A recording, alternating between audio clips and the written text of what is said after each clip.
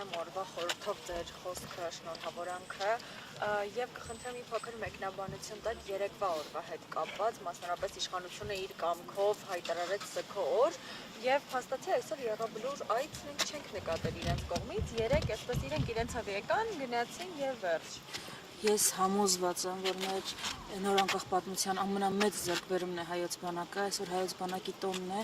անկախ նրանից ինչ վիճակում է, մենք ինչ վիճակում ենք, ինչ հոգեբանական վիճակում ենք, սա տոն է, սա կարևորագույն տոն է, դրա առիթով շնորհավոր բոլորիս։ Մենք երևի թե հենց պետություն ստեղծել ենք, որ անվտանգ լինենք, ու այդ անվտանգության ամենակարևոր, ամենահիմնական հիմնասյունը մեր բանակն է։ Մեր անվտանգության երաշխավորը հիմնականում մեր բանակն է, մնացածը լրացնում են այդ բանակին, դրա համար այսօր այդ բանակի տոնն է եւ հուսով եմ ինքը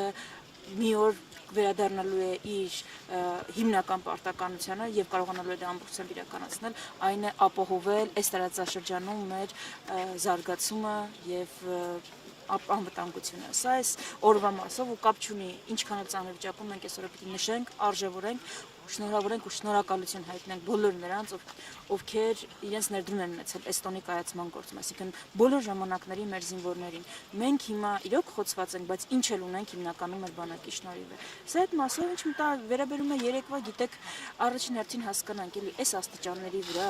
այդ մարդիկ քաշ են տվել զոհվածների ծնողներին, որ գնան նկար ունենան զոհվածների շիրիմների մոտ։ Այդ մարդիկ չեն հրապարակել 44-օրյա պատերազմի ամբողջական զոհերի ցանկ անուն ազգանուններով։ Միջև հիմա զոհերի մասին խոսում են պլյուս մինուսներով, հասկանում եք։ Հիմա եկեք հասկանանք, այդ մարդիկ կարող են օր հարգել, տոն հարգել։ Այո, որևէ մեկը դեմ չէ, որ միասնական մենք տոն պիտի ունենանք, բայց դա էլ մեր կարծիքով պետք է լիներ խորհուրդ ունեցող օր եւ չպիտի լիներ փախուստ, որ օրինակ նոյեմբերի 9-ին չգան, ամսի 28-ին չգան,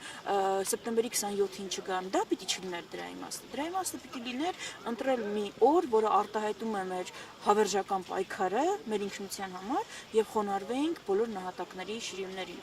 Բայց դե տրամաբանության չգնաց ամեն ինչ գնաց նրան, որ նենց հանենք, որ ամսի 28-ին չգանք բանին,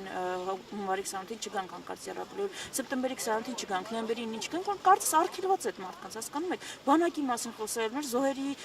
պատերազմի մասին խոսել, եղած պատերազմի նկատի ունեմ։ Հիմա այս իրավիճակում կարծում եմ մարդկանց ներկայությունը դուք երեկել եք տեսել այսօր էլ ու դա ամենալավ պատասխանն է։ Արհեստական ինչ էլ փորձեն փաթեթել, չի ստացվի, դրա համար այսօր չմթագնենք այս օրը, շնորհավոր հայոց բանակի տոնը բոլոր նրանց, ում համար սա իսկապես տոն է։ Ես եմ շնորհակալ։ Տիկին Վարդանյան